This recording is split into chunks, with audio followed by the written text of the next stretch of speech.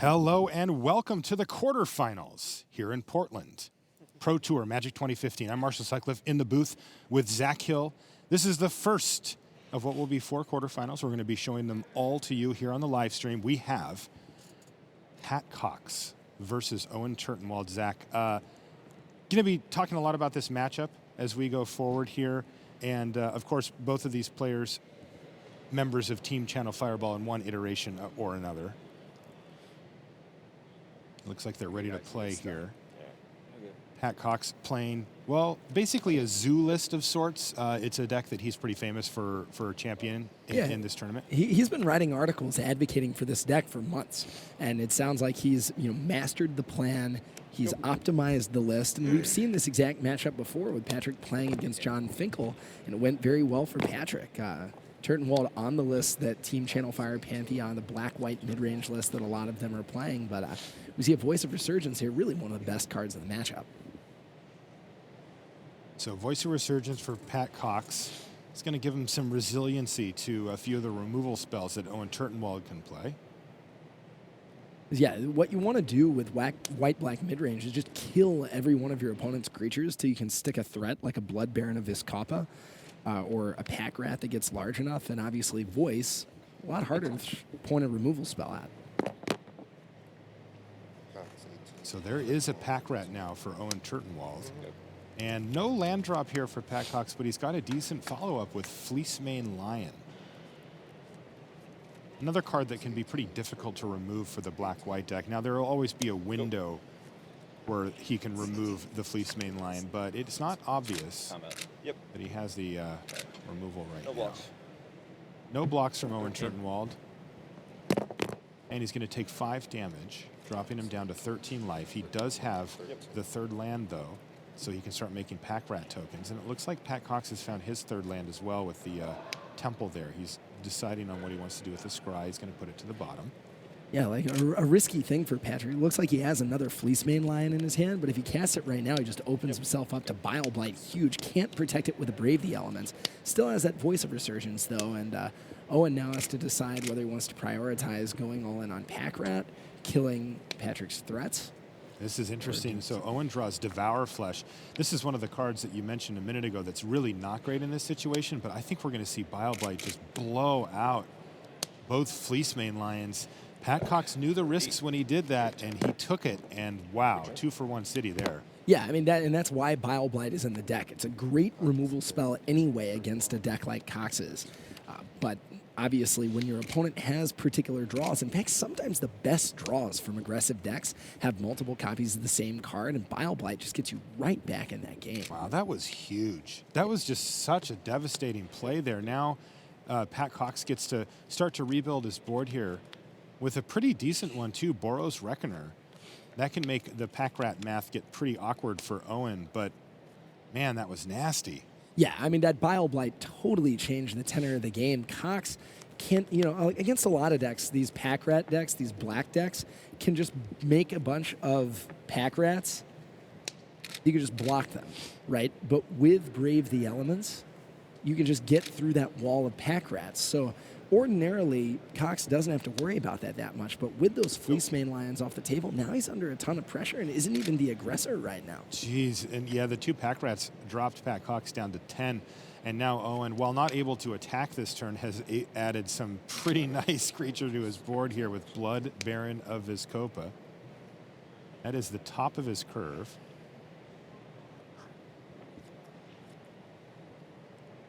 So the numbers, you could almost, no, I guess because all of your creatures were white. Against a lifelink creature, a lot of the time you could block it, give it protection from the color so your opponent doesn't gain life. But Cox can't even block right now. No. Cox drops down to 8 life here. And he's going to play a Johnny and put a counter on his Boros Reckoner and just has to say go here.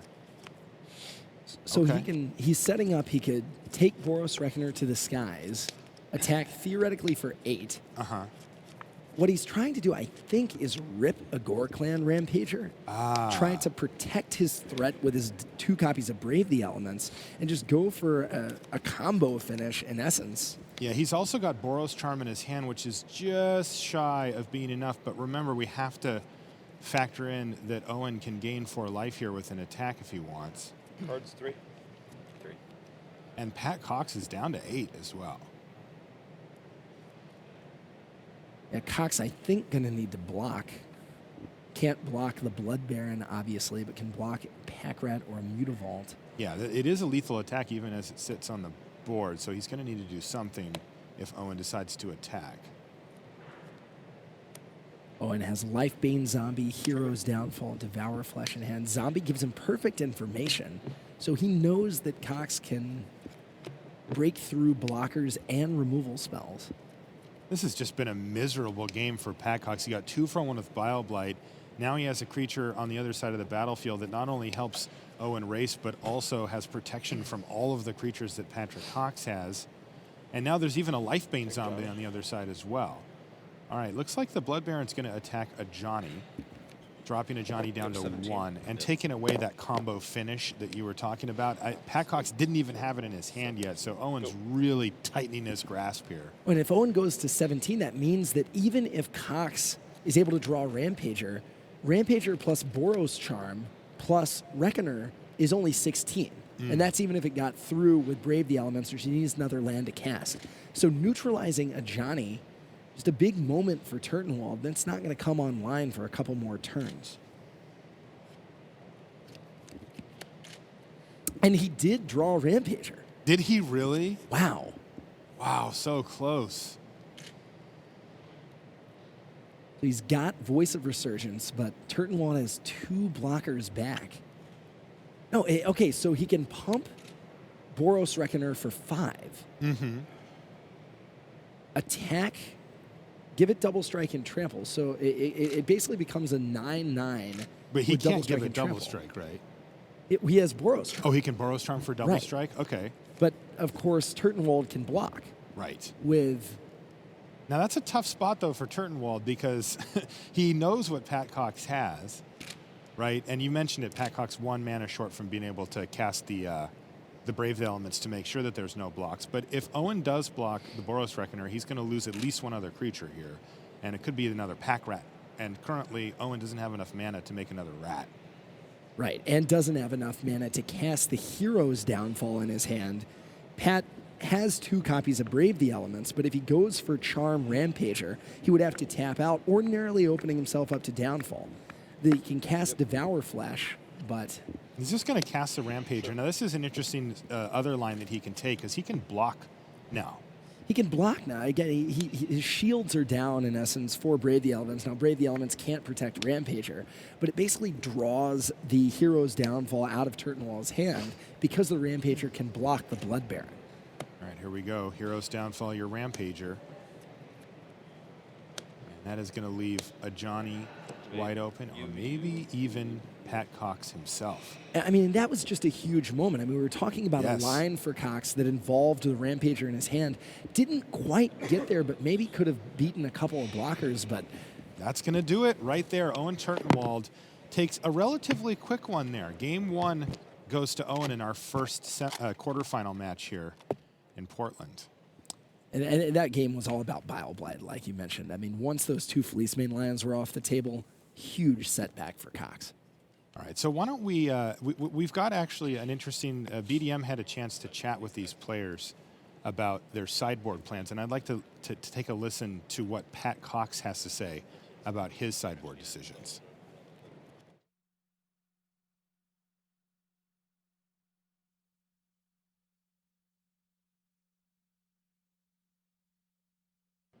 All right, Pat, tell us about the sideboard plan you've arrived at for this matchup. Sure. So definitely side in the 2 mortars that kills an early Pack Rat, which is one of the ways you can lose a game against them, and also kills Blood Baron, which is a very good card against you. It's pro all your creatures. So, and then also we want Xenagos and the 2 Advent of the Worm.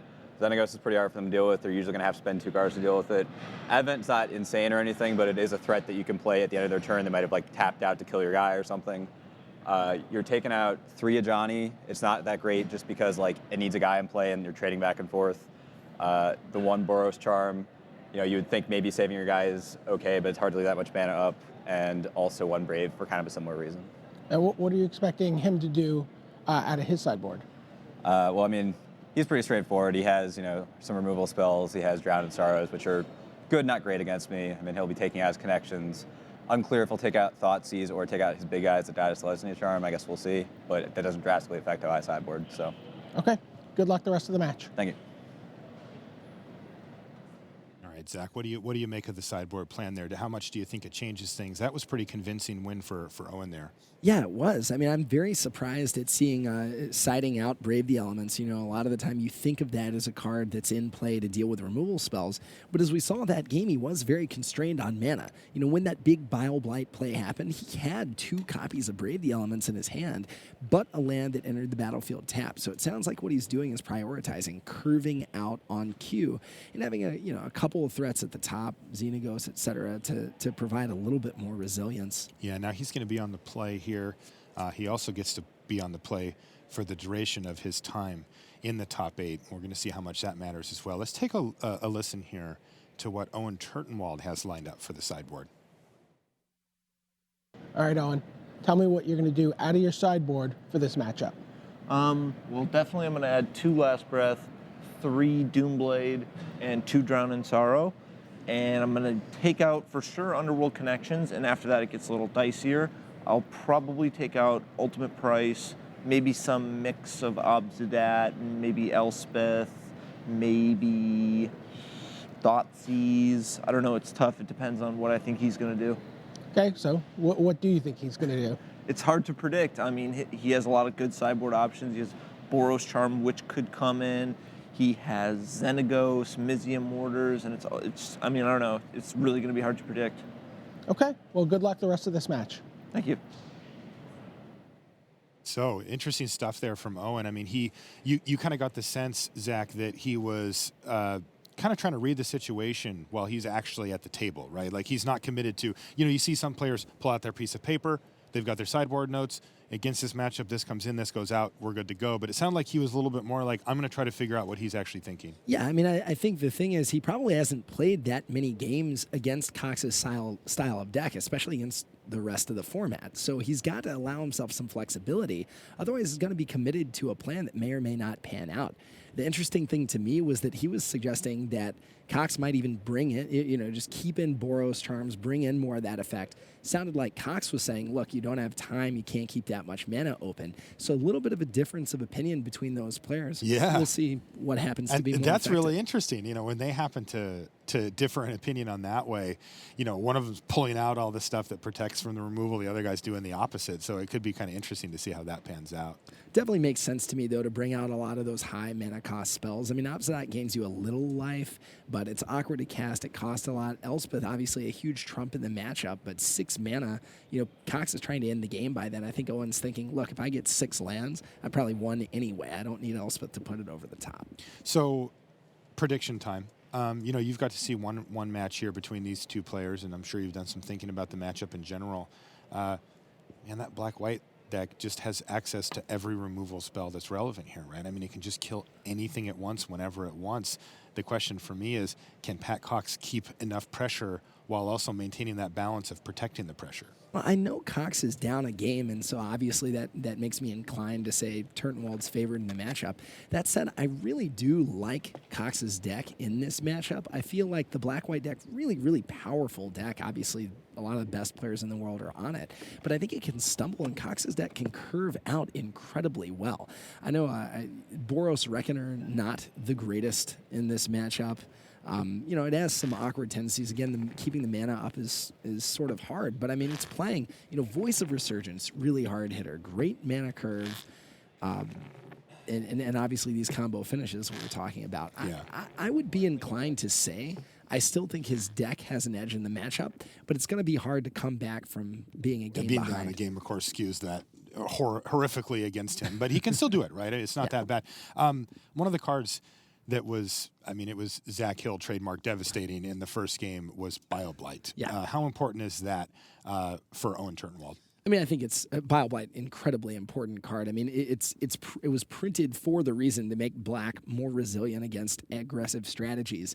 It kills Fleecemane Lion dead. It kills Or basically lions. everything. Yeah, right. Ugh, A that pair was of them. bad. I mean, it's able to target Soldier of the Pantheon. I mean, it's an incredibly important card. The question is, how much damage is Owen going to have to take to cast it? Getting black in a deck that's this evenly split might mean playing a Godless Shrine untapped, taking damage from Caves of Koilos.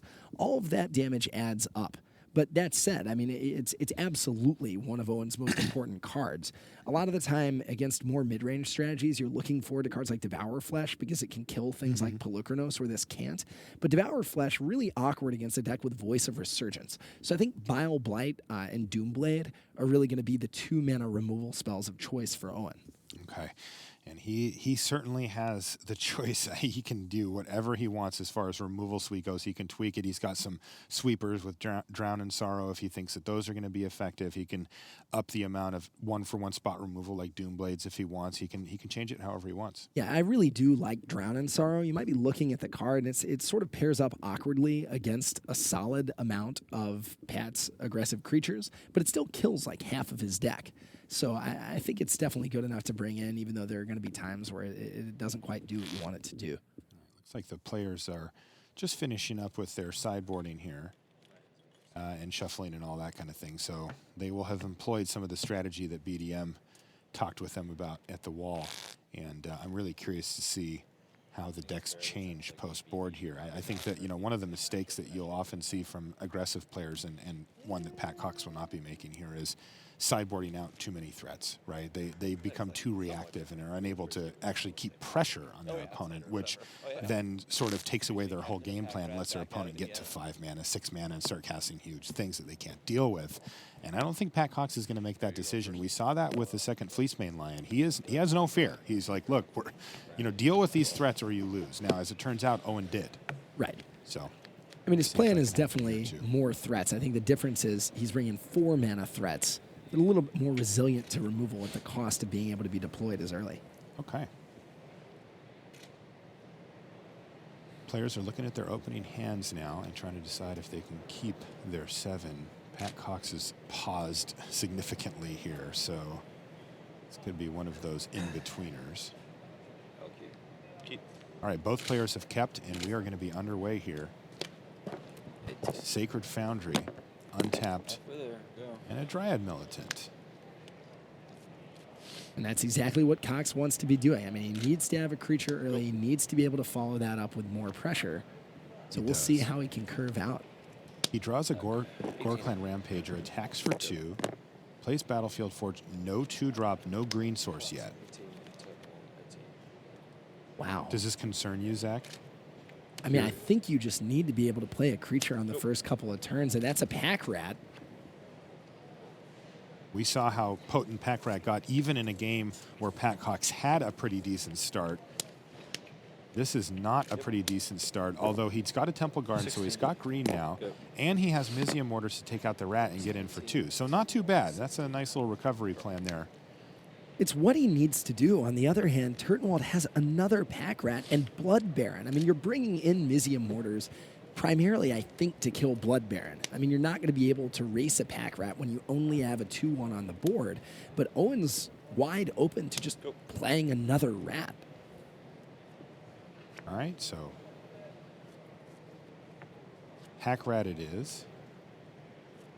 Oh, wow. And Cox, that green mana was huge. We see Fleecemane, Voice, Rampager, so he's going to be casting green spells. Interesting. So Owen just traded Pack Rat. Just traded it right off, and there's Voice of Resurgence as the follow-up play. I don't think Pat Cox expected Owen to block there. I think I understand why he did that, though. I agree with you. I don't think Patrick expected that play, but you see Blood Baron of Vizcapa and Elspeth Sun's Champion in his hand. I think Owen says, if I get to the late game, which is basically what would happen if I activated Rat 2 or 3 times, I'm going to be winning this game. And he doesn't have, he has one more land. He's basically able to get up the chain there. So what he needs to do is just not take damage and avoid walking into something like a big Brave the Elements. I mean, I think Owen's hand is about exactly what you want it to be right now. And you see Owen doing this. He's burning short-term equity here to go for the long game. He knows that all he needs to do is buy a few more turns to draw lands. He doesn't have any more lands in his hand, but if he rips a land in the next couple of turns, he can play Blood Baron into Elspeth, and it's going to be really, really tough for Pat Cox to beat cards of that power level. Again, Pat Cox just playing another 2-2 here. Make a Voice of Resurgence, attack for 2. Not bad, but let's see if Owen can draw lands. This is going to be a huge draw step for him. It's a Mutavault, so there's stage 1. He can now play a Blood Baron this turn if he'd like. And Blood Baron, big play. On the other hand, Yes. the mana is a little bit awkward. He's not able to cast both those Bile Blights. You can see him maybe Bile Blighting the Voice of Resurgence, then Bile Blighting both the tokens. Blood Baron of Vizcapa, massive, massive, massive threat. Walks right into Cox's Mizium Mortars if he has it, but doesn't have it. And Owen's definitely swung the momentum of the game. He certainly has. Is this another land off the top for the Elspeth that he's got?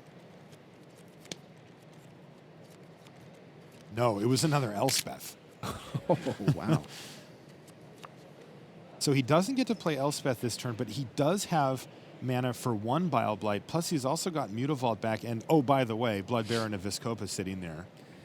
And even though Blood Baron and Rampager are both 4/4s, he can attack Blood Baron into Rampager and just shrink Rampager with Bile Blight. Blight doesn't kill it, but it makes it small enough to deal with. So Yeah, Cox is going to force that play. Yeah, Pat Cox knows what's coming, but has to make it happen. And Owen Turtenwald still gains a life here. All right, and he says go. He doesn't have any plays outside of activating Mutavault here, thanks to not having another black mana source. But again, there's 2 Elspeths in his hand. If he hits a mana source, he's going to be able to play Elspeth, and it's really hard to think that Pat Cox is going to be able to get Owen from 16 to 0 with this board. Yep. All right, running Rampager. So we see what Pat Cox's plan is. He's trying to run Owen Turtenwald out of removal so that he can eventually trade off the Gorklan Rampager with a Blood Baron, or at least threaten that. Yep. 2 cards in hand? 2 cards. 2 cards left for Pat Cox. Is this a land?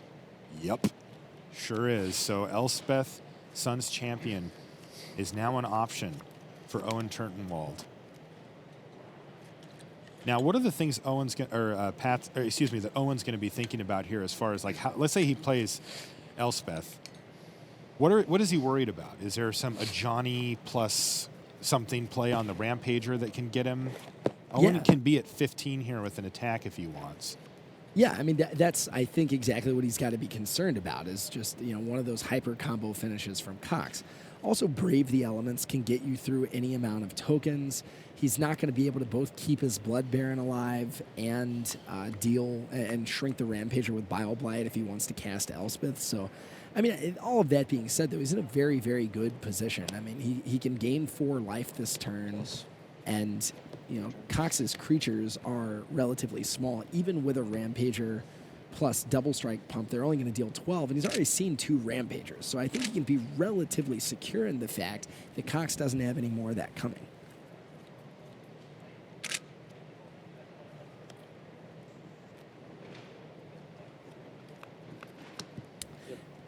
We're talking about these combo finishes. We actually can see now Cox sided out 3 Ajani, Caller of the Pride, a Brave the Elements, and a Boros Charm, a lot like he was talking about, for 2 Mortars to deal with Elspeth tokens and Blood Baron, as well as those threats, Xenagos and Advent.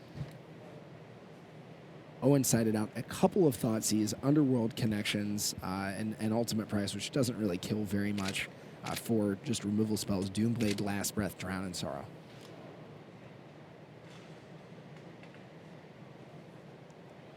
So it looks like Cox leveraging the trample of the Rampager to either force a trade with Blood Baron or get through some of those tokens. No blocks. Celestia Charm. Yep. Sure. All right, so Celestia Charm takes down Elspeth. We know the reason why Owen Turtenwald didn't block. He's got a backup Elspeth in hand here. And I believe that Pat Cox now has no cards in hand. So Owen is going to have really good amount of information about what Pat Cox is actually capable of on the next turn at any given point here. I mean, you've got to be kind of excited about that moment if you're Cox. You get Elspeth off the table. You don't even know if your opponent's leaving Elspeth in. You've got a great board of threats. You're actually reasonably capable if Owen's out of gas of racing that Blood Baron. But another Elspeth coming down is just massive. Cox is not going to be able to force through. He needed to rip Celestia Charm even to be able to kill that first Elspeth. Yeah. Going to be a lot harder to do this time around. I wonder how suspect Pat Cox is. Like, that was a little too easy. I took 1. Okay, so you were at 10. Is that correct? Oh wait, no. I think You I'm were at 11. 15. Yeah, you're right. I misread my handwriting. I apologize. 14, 15. That's correct. So Owen jumps up to 15 life. And the other thing Owen can do, he's got Mutavault activation, he's got Bile Blight for that Lion, which threatens to become indestructible next turn. He can Last Breath the Voice of Resurgence. Right now his Blood Baron is neutralizing the Rampager. I mean, Rampager hits for 4, Owen gains 4, so he might just want to clean up the board instead of relying upon Elspeth. Looks like that's what he's going to do. He's going to go for Last Breath, and he's also going to Bile Blight away the Lion, and that's going to leave Pat Cox with a 4/4 Trampler and a 2/2 token here. So what can Pat Cox draw here to get him out of this mess? And Pat just says go, opening the door now for Owen to deploy the second Elspeth that he's had in his hand for a few turns and really take over this second game here in the first quarterfinal here in Portland. Now, Cox did draw Advent of the Worm, which pairs up very, very nicely against Blood Baron. I think Owen might be attacking with Blood Baron, saying if you block with Rampager, I'm down with the trade. It's a white and green worm, right? I think it's just a green worm. Okay, yeah, green worm with trample. So I like that. Cox is able to get out a little bit ahead. Can he, is he going to be able to block? Is he going to get killed? I think what's going to happen is Turtenwald says, okay, great, you ate my Blood Baron. I'm going to lose it, gain some 4 life, and then actually use the second ability on Elspeth to blow up Rampager and the Worm token, still leaving him in a pretty good position. Doesn't really change Pat Cox's decision, though, does it? No, I don't think so. I mean, I think you have to try and eat the Blood Baron. You've already seen a Bile Blight.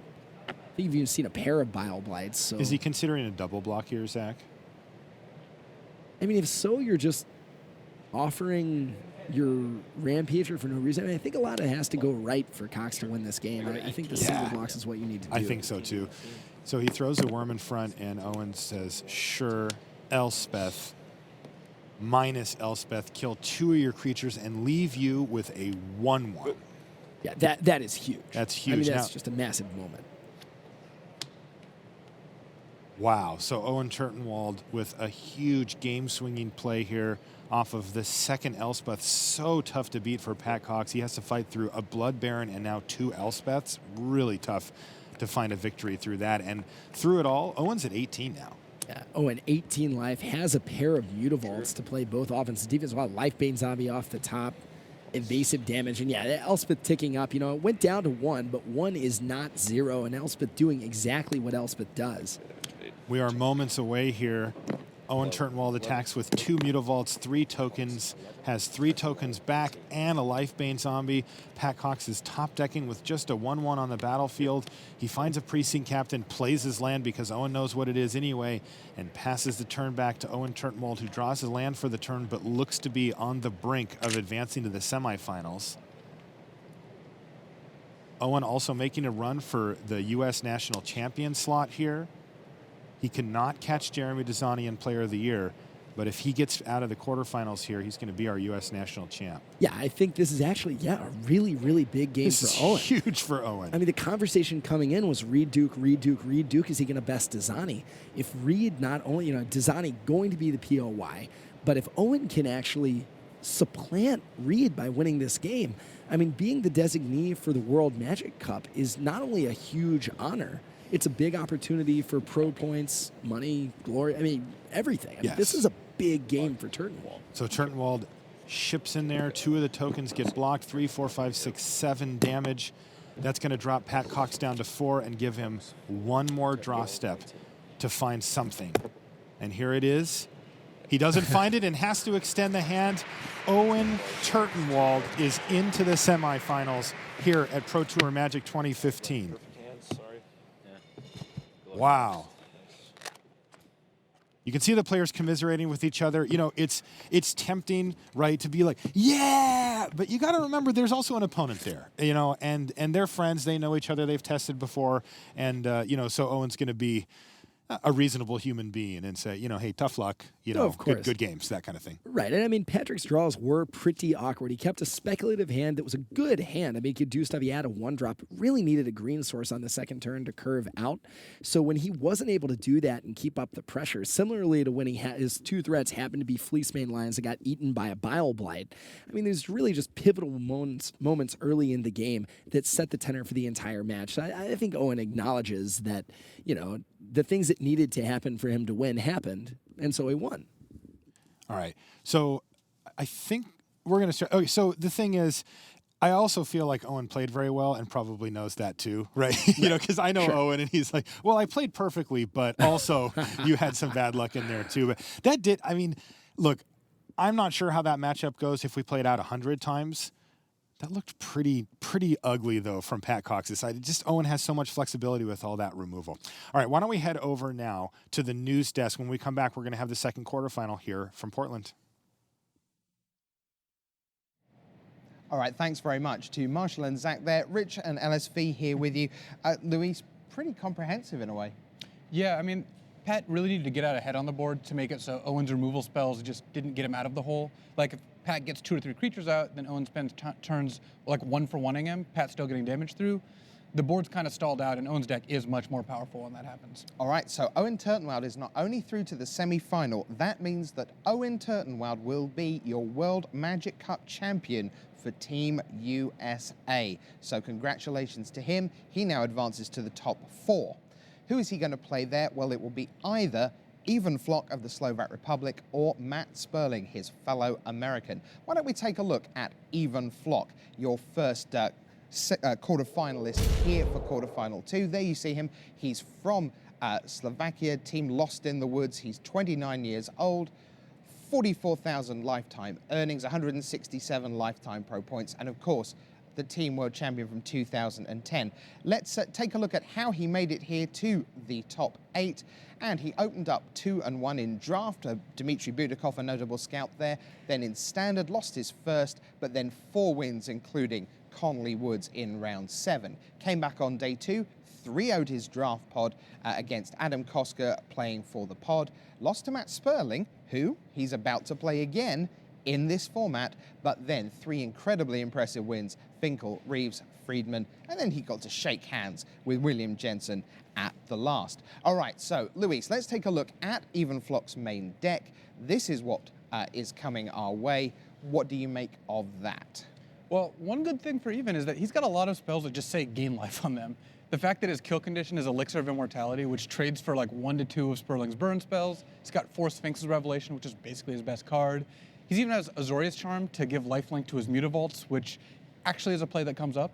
And he's got a bunch of counter spells. So in general, this is not the deck Burn wants to play against. All right. At what point in the match do we sense that Flock is going to be taking control? Is it about what happens by turn 3? Is it more about what life he's on turn 6? What's the sort of flow of the game? It's basically whether he can make his all his land drops. He wants to play lands for the first 15 turns of the game. And that's not even an exaggeration. That's just actually what he wants to do. All right. And whether he can get a Sphinx's Revelation through without getting skull cracked. That's kind of the big fight. Right. If Sperling loses that fight, he's unlikely to win. But if Sperling can skull crack in response to Rev, he's got a chance. Sperling does have Young Pyromancer. That is one of his better cards, as well as Chandra's Phoenix and Chandra Pyromaster. But in general, if the game goes on, Flock is eventually going to win. I mean, that's just going to happen. Okay. Is the red deck that Sperling's playing a deck that Ivan will have gone out of his way to have on his radar? Is it a traditional sort of boogeyman for the blue-white control player? Not necessarily this exact red deck, but aggressive decks in general are something that blue-white is definitely worried about, and all the Archangels of Thune and Nyx Fleece Rams and even Sideboard kind of show that. Okay, well, I can tell you that over in our comfortable chairs, Brian David Marshall has found another superb guest to join us. It's one of the friends and testing teammates of Ivan Flock. Why don't we go over to find out what's going on in Team Flock with Frank Karsten. Good morning, everybody. Brian David Marshall here. I'm here with Pro Tour Hall of Famer and coverage reporter Frank Karsten. Frank, you worked with Team Lost in the Woods. Mm-hmm. How did you get lost in the woods? Well, the name basically refers to a cabin in the woods in the Czech Republic that Martin Juza arranged, where we tested for over a week. And it was a place where there were no distractions. We could just focus on the testing. Sometimes took a walk in the woods, but we were basically in the middle of nowhere. And that was a really nice location for the preparation for this Pro Tour. How many players on your team played the deck that Even Flock is going to be playing in just a few minutes? I think there were about 4.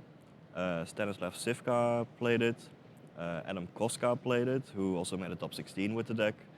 There was Ivan Vlog and Robert Jurkovic. I think those 4. Okay.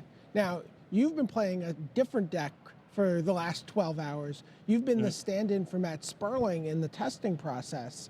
Tell us what we can expect to see in this matchup, and how do you think it plays out? Yeah, I've indeed been doing my best Matt Sperling impression. I think it's actually going to be a really interesting matchup to see. Like, many people would claim that Red-White Burn is just like a no-brains deck. You just burn the opponent and that's it. Right. People think it's a little kid deck. Yeah, I mean, it's sometimes easy to pick up and play, but when you want to play it optimally, it is actually pretty difficult. What we're gonna see is a game where, well, if the game goes long, then Ivan Vlog will have the advantage. Eventually, Ivan will just start chaining Sphinx's Revelations, then getting them all back with Elixir of Immortality, going up to a humongous life total, and it doesn't really matter how he wins. But Sperling has to try to win before that. Some things that Sperling will have to keep in mind is trying to bottleneck Ivan on mana. Like, suppose that Ivan has 4 Dissolves in hand and Sperling has 4 Stoke the Flames. If you just fire them off turn after turn, they're all just gonna get countered and you won't accomplish anything. So Sperling will have to pick his fights, sometimes wait with playing the burn spells, waiting until Ivan maybe taps out and then fling them all at him, not give Ivan a chance to play the counter magic. Also, well, a huge card in a matchup is Skullcrack, because that kind of negates the life gain from Sphinx's Revelation, so Sperling will have to try to time that correctly. And maybe we'll also see Ivan, maybe when he has something like 10 lands and Sphinx's Revelation and Dissolve in hand, rather than playing Sphinx's Revelation for all the 7 mana, just doing it for access 4 and keeping Dissolve up for Skullcrack. So there's lots of dancing around each other. Another interesting interaction that Sperling will have to keep in mind is Quicken plus Supreme Verdict. Sperling might have, for example, a situation where he has 2 Mutavaults and might consider attacking with bow to pressure Ivan's life total, but if he does that, then he risks losing them to an instant speed Supreme Verdict. So I expect that we're going to see a long game with actually lots of thought on how to sequence the cards, and also with the unknown information on does Sperling have Skullcrack, does Ivan have the Quicken or the Dissolve. It should be interesting. I get the sense that the sideboarding for this is going to be a little bit of a guessing game between these 2 players. Yeah, some cards seem relatively certain. Ivan will probably bring in the Nyx Fleece, Ram, the O5 that just gains life. It's a huge card in a matchup. And Sperling will probably bring in Chandra, the Planeswalker. That's a huge threat that can just tick up and up and up, and then ultimate for getting a Boros Charm, deal 12 to you. But some guesswork might be whether or not Ivan brings in, for example, the Planar Cleansings to actually deal with Chandra, because if it sticks around, Ivan is playing a version without the Tension Sphere. He has Planar Cleansing only. So Planar Cleansing is not a great card against the Red-White Burn, sure, but he might need a couple to deal with the Chandra if the game goes long. And we are planning to bring in a couple still, or leave in rather. Okay. I think we're ready to start the match. Just give us one landmark to look for that we'll know Ivan's taking control and maybe Matt Sperling has gotten lost in the woods. Is there one thing to keep an eye out for that says Ivan Vlog is going to win this game? A Sphinx's Revelation for 6. Okay, there you have it. Thank you, Frank Karsten. We're going to send it back to the news desk and then out to the floor to watch Ivan Vlog versus Matt Sperling. All right, thanks very much to Brian David Marshall and Frank Karsten. The players are indeed ready. The classic aggro on control matchup. Buckle up. Will it be fire or will it be Revelation for 6? Let's find out. It's time for the second quarterfinal here at Pro Tour Magic 2015.